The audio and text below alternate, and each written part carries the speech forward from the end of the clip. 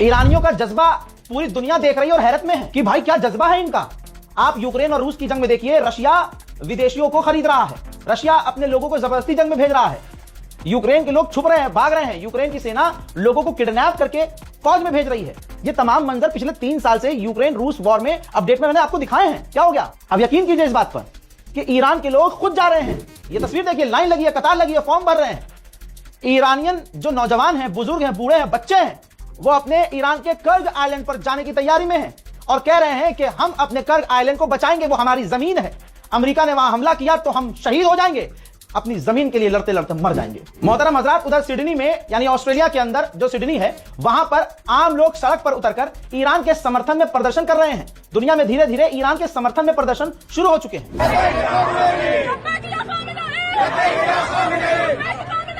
उधर अमेरिका ने ईरान में जो तबाही मचाई है उसका विजुअल शेयर किया है।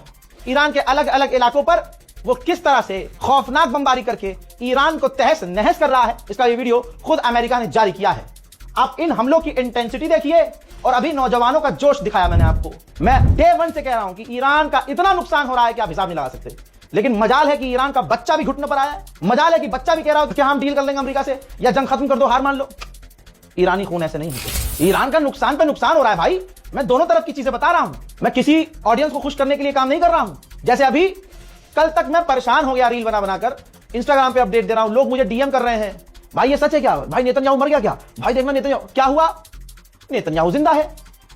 पब्लिक में जानबूझकर उसको भेजा गया। उसने पब्लिक अपीयरेंस दी, एक कैफे के अंदर वो कॉफी पीता हुआ नजर आया और अपनी 5 उंगलियां दिखा रहा है कि मेरे बारे में लोग क्या कह रहे हैं, मैं बिल्कुल ठीक हूं। ईरान ने भी कहा था कि हमारे पास ऐसा पक्का कोई सोर्स नहीं है कि वो मारा गया है या घायल है, लेकिन अगर बच गया है तो ढूंढ के मारेंगे। लेकिन पूरी दुनिया में सवाल खड़े हो रहे थे, तो इस छुपे हुए चूहे को इसकी इंटेलिजेंस ने बोला कि मामला टेढ़ा हो रहा है, हम कमजोर पड़ जाएंगे, एक बार पब्लिक अपीयरेंस दे दो। वो आया, बिल से बाहर आया, वीडियो बनाई और बिल में वापस चला गया वापस अंदर। अब इसके बावजूद ये बात उठाई जाएगी कि भाई ये भी तो एआई हो सकता है। अबे हर चीज एआई हो सकती है भाई, फिर काहे का किसी चीज पे भरोसा कर रहे हो? समझते हैं, मुसलमानों के दिल की तड़प को समझते हैं, लेकिन इस तड़प की वजह से कितने लोग मजे ले गए आपसे। अल्लाह का नाम लेके, हुजूर पाक सल्लल्लाहु अलैहि वसल्लम का नाम लेके, बिस्मिल्लाहिर्रहमानिर्रहीम, मुसलमानों मुबारक हो, अब आप ईद मनाइएगा। रीलबाज, ईद मनाइएगा। ईरान से खबर आ रही है, हजरत मोहतरम, ईरान से खबर आ रही है कि नेतन्याहू मारा गया है। हाँ, अब किसी ने एक वीडियो बनाई और फेक एआई जनरेटेड कोई कोट लगा दिया, कोई न्यूज अपडेट लगा दी, एआई से बनी हुई। 95% झूठी खबरें चल रही है। मुस्तफा खामनाई का ट्विटर पे फेक अकाउंट बना दिया किसी ने और उस पर लिख दिया नेतन्याहू एलिमिनेटेड। अब कोई चूरन वेरीफाई नहीं कर रहा है कि भाई ये ओरिजिनल अकाउंट है कि नहीं। 300 रुपए का ब्लूटिक खरीदा, ब्लूटिक देखते हो, ये तो असली अकाउंट है। अबे भाई साहब, किसी ने 300 रुपए खर्च किए बाबा, झूठ तो नहीं बोल रहा होगा। रीलबाजों ने, टिकटॉकियों ने वीडियो बना के, मुसलमान टिकटॉकी है, रीलबाज इंस्टाग्रामर, अपलोड कर दी वीडियो। भाई जिनके 10,000 फॉलोवर थे, भाई साहब 35,000, 40,000, 1 लाख फॉलोवर हो गए उस फेक वीडियो की वजह से। और पूरे समाज में क्या टेंशन फैली, जो जेन्युइन क्रिएटर्स हैं लोग उनको भेज रहे हैं, भाई देखना ये सच है क्या। अब वो बेचारा न्यूज पर ध्यान देगा कि आपका फैक्ट चेक करता रहेगा। हमारे अपडेट देखिए आप, मतलब जो टीम, जो संस्था, जो आपके ये नौकर आपके लिए पिछले 15-16 दिन से घर ही नहीं, मेरी पूरी टीम, आपने ध्यान नहीं दिया होगा। पिछले 17-15 दिन से मैंने सिर्फ 2 शर्ट में अपना पूरा ये 2 हफ्ता गुजारा है। 15-16 दिन गुजार दिया भाई। यही ऑफिस में ना रहा हूं, ऑफिस में कोई यहां बिस्तर और बेड थोड़ी ना है, लेकिन बेचारे मेरी पूरी टीम आपके लिए कि सच्ची खबर आपको मिले, यही है 24 घंटे यहीं। सिर्फ बीच में एक दिन में घर गया और मेरे ऑफिस के लोग भी एक दिन घर। समझ रहे हो ये किस लिए? ये इसलिए ताकि कौन को ना जेन्युइन खबर मिले। ये नहीं है कि सबसे पहले खबर मिले, हमारी कोशिश है पक्की खबर मिले, सही खबर मिले, क्योंकि इंफॉर्मेशन वॉर होती है। वॉर के अंदर एक वॉर होती है इंफॉर्मेशन। सही खबर का जानना जरूरी होता है। फेक न्यूज से दुश्मन कामयाब होता है, समझो इस चीज को।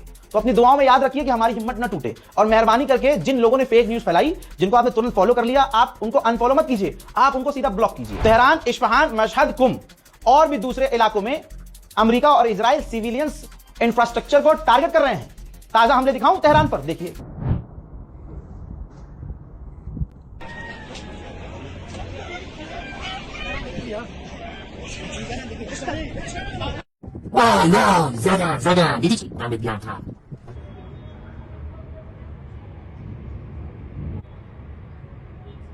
ईरान के ऑफिशियल ने जानकारी दी है कि हमारे तेल के जो भंडार को अमेरिका ने उड़ाया है, उसकी वजह से, याद होगा बारिश भी हुई थी जिसमें तेल का रिसाव था, तेल की बारिश हुई थी और बहुत जहरीली हो गई थी वो।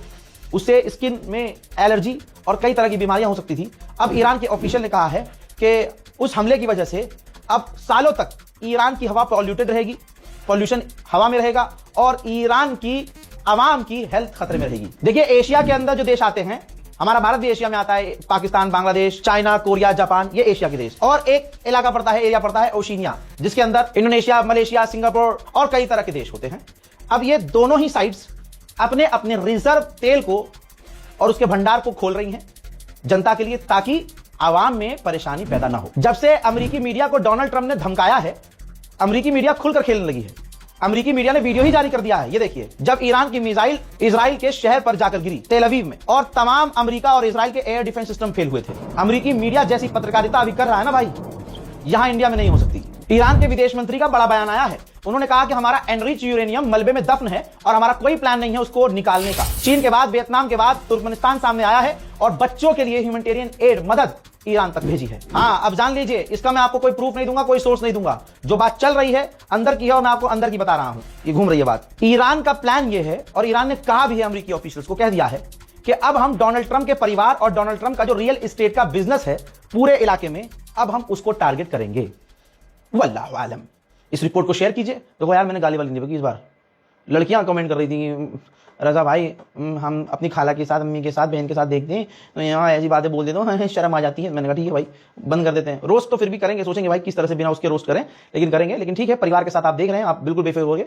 आप परिवार के साथ अपने स्मार्ट टीवी पर वीडियो चलाइए, इंशाल्लाह मैं पूरा कंट्रोल करूंगा कि भाई मेरे मुंह से कुछ नहीं निकले, भले ही मैं कट लगा के बाद में मतलब इधर उधर बकबका के फिर कैमरा चालू करूं।